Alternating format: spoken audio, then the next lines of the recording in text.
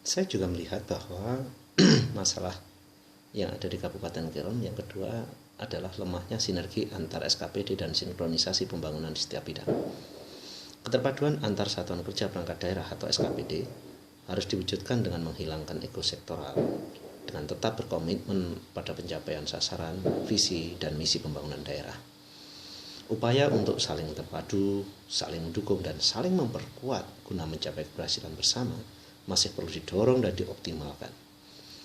Dan untuk mewujudkan sinergi tersebut perlu dilakukan melalui proses komunikasi, konsultasi, dan koordinasi di lingkungan pemerintah Kabupaten Kerom dan dengan para pemangku kepentingan terkait baik di pusat maupun di provinsi. Sinergi yang baik antara berbagai pihak tersebut juga dimaksudkan untuk membuka akses jejaring seluruh pihak agar dapat berperan aktif dalam mewujudkan pencapaian sasaran pembangunan di Kabupaten Kerom.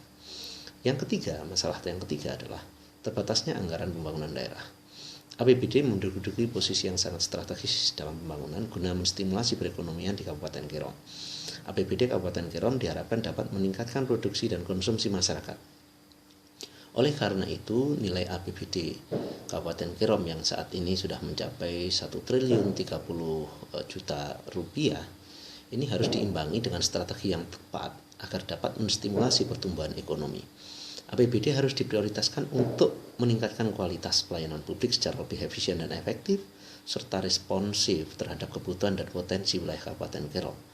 Harapan tersebut akan dapat dilaksanakan apabila perencanaan anggaran belanja setiap kegiatan pada APBD itu efisien, tepat sasaran, wajar, tidak underfinancing atau kurang atau overfinancing berlebih. Peningkatan pendapatan asli daerah merupakan tantangan terbesar dalam upaya meningkatkan anggaran pendapatan dan belanja daerah. Yang selanjutnya saya melihat ada persoalan lain, yaitu ketersediaan infrastruktur. Infrastruktur memiliki peran yang strategis dalam percepatan pembangunan di segala bidang. Infrastruktur merupakan urat nadi bagi perekonomian suatu daerah. Dengan masih terbatasnya infrastruktur, seperti jalan yang masih harus diselesaikan, jembatan, listrik yang masih sangat terbatas, jaringan air bersih yang sampai saat ini masih sebagian masyarakat dapat menikmatinya, menunjukkan bahwa ketersediaan infrastruktur masih perlu mendapat perhatian, bahkan merupakan tantangan bagi pemerintah Kabupaten Kerom. Revitalisasi pertanian membutuhkan ketersediaan infrastruktur yang memadai, mengingat biaya pemasaran sangat dominan dalam struktur biaya.